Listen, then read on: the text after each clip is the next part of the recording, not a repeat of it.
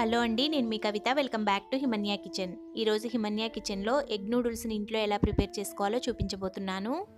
ఈ egg noodles prepare చేసుకోవడానికి ముందుగా నూడిల్స్ని బాయిల్ చేసుకోవాలండి. దానికోసం స్టవ్ వెలిగించి ఒక గిన్నెని పెట్టుకొని అందులోనికి వాటర్ని యాడ్ చేసుకోవాలి.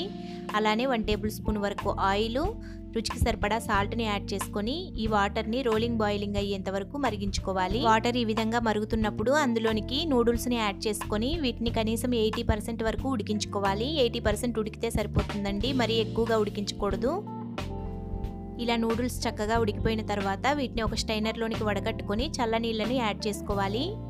చల్లనీళ్ళు యాడ్ చేయడం వలన నూడిల్స్ అనేవి పొడి పొడిగా వస్తాయండి. ఇప్పుడు ఈ నూడిల్స్ని పక్కన పెట్టుకొని చల్లారనివ్వాలి. ఇప్పుడు స్టవ్ వెలిగించి ఒక ప్యాన్ పెట్టుకొని అందులోనికి 5 టేబుల్ స్పూన్స్ వరకు ఆయిల్ని యాడ్ చేసుకోవాలి. ఈ ఆయిల్లోనికి 3 ఎగ్స్ను బ్రేక్ చేసుకొని యాడ్ చేసుకోవాలి. 3 ఎగ్స్ను యాడ్ చేసుకున్న తర్వాత ఆయిల్లో ఈ ఎగ్స్ని ఫ్రై చేసుకోవాలి. ఎగ్స్ని మిక్స్ చేసేటప్పుడు మరీ ఎక్కువగా మిక్స్ చేయకూడదండి. అలా మిక్స్ చేస్తే ఎగ్ అనేది చిన్న చిన్న ముక్కలుగా అయిపోతుంది. నూడిల్స్లో ఎగ్ అనేది కొంచెం పెద్ద పీసెస్ ఉంటేనే బాగుంటుంది కాబట్టి లైట్గా మిక్స్ చేస్తే సరిపోతుంది.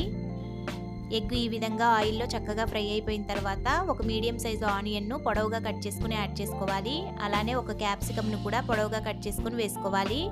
1 కప్ వరకు క్యాబేజీ ముక్కలు, అలానే 1 కప్ వరకు క్యారెట్ ముక్కలను యాడ్ చేసుకొని వీటిని లైట్గా ఫ్రై చేసుకోవాలి. మరీ ఎక్కువగా కుక్ అవ్వాల్సిన అవసరం లేదండి, లైట్గా ఫ్రై చేసుకుంటే సరిపోతుంది. ఇవి ఈ విధంగా చక్కగా ఫ్రై అయిపోయిన తర్వాత మనం ముందుగా ఉడికించి పెట్టుకున్న నూడిల్స్ను కూడా ఇందులోనికి యాడ్ చేసుకొని మిక్స్ చేసుకోవాలి.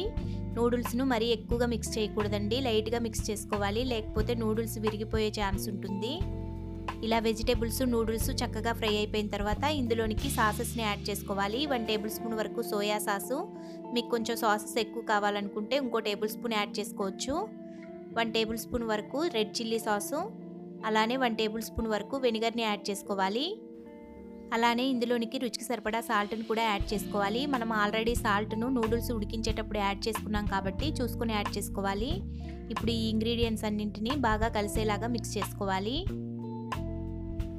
ఇలా సాసులన్నీ నూడిల్స్లో బాగా కలిసిపోయిన తర్వాత ఇందులోనికి 1 టేబుల్ స్పూన్ వరకు బ్లాక్ పెప్పర్ పౌడర్ని యాడ్ చేసుకోవాలి. వేసుకున్న పెప్పర్ పౌడర్ కూడా నూడిల్స్లో బాగా కలిసేలాగా మిక్స్ చేసుకొని 2-3 నిమిషాల పాటు హై ఫ్లేమ్లో పెట్టుకొని ఫ్రై చేసుకోవాలి. ఇలా ఫ్రై చేసుకున్న నూడిల్స్ను వేడివేడిగా ఆనియన్ నిమ్మకాయతో సర్వ్ చేసుకోవడమే. ఈ వీడియో మీకు నచ్చినట్లయితే హిమన్యా కిచెన్ని సబ్స్క్రైబ్ చేసుకొని పక్కనే ఉన్న గంట సింబల్ను ప్రెస్ చేసి ఆల్ ప్రెస్ చేయండి. Thank you for watching.